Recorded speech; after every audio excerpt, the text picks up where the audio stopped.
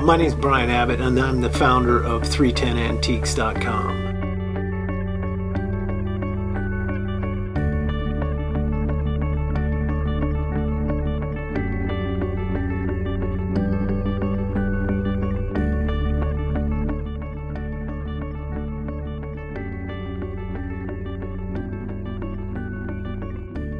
So entertainment memorabilia, Hollywood memorabilia, it's something we see quite a bit of just because of where we're at regionally, very close to Hollywood.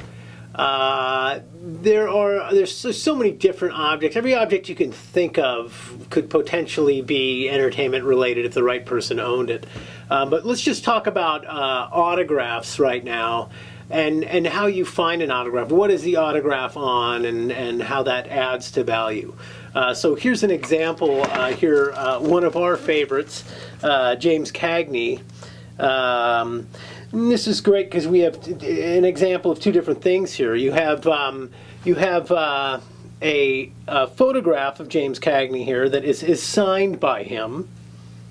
It's probably the most common or second most common type of autograph we see. A lot of times you'll see an autograph in a just plain piece of paper, an autograph in a autograph book, that type of thing. But here's an autographed photograph by James Cagney. And then we get a little more interesting over here. You have an autograph of James Cagney's on James Cagney letterhead that is actually discussing a musical that he was involved in. So this is somewhat interesting, and he really does get into a little bit of kind of a personal, sort of personalized. He's discussing his perspective about the musical and then the comedy out of the musical, and he's saying he doesn't think it's that good. That's a good autograph on a letter with good content. So the value goes up. You have a cut signature, a signature on just an autograph piece of paper, and that's okay. An autograph photograph, that's better. But an autograph on something that's discussing an actual film that he worked on or musical he worked on, that's even better yet. Then we have, here's something that's actually pretty interesting here.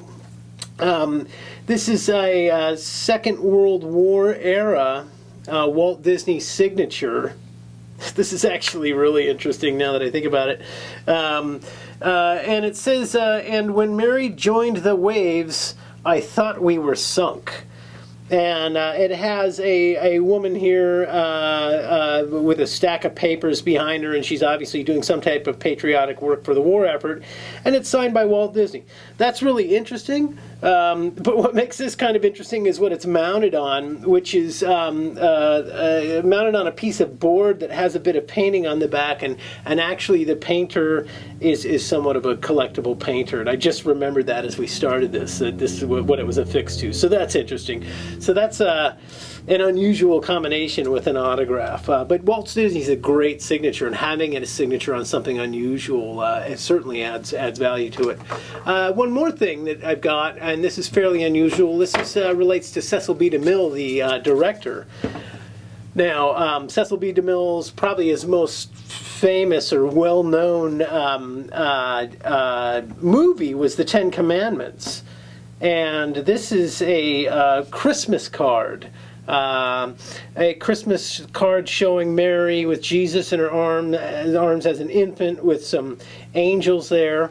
And if we turn it over, I've got this framed in a way that you can see both sides of it. You've got some things written here by Cecil B. DeMille.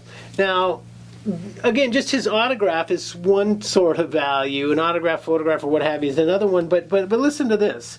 It says, to one who knows the law, this portrait of the giver of the law, from one who has had great help from both. To Neil, with deep affection, Cecil B. DeMille, Christmas, 1956, the year of the Ten Commandments. That's some great content. If you're thinking of Cecil B. DeMille, that's probably some of the best content you could have from Cecil B. DeMille in terms of an autograph. So this is certainly much more valuable than just a plain cut autograph of his. And I would think that this would probably be in the high hundreds or maybe even break $1,000. A fairly unusual autograph. So.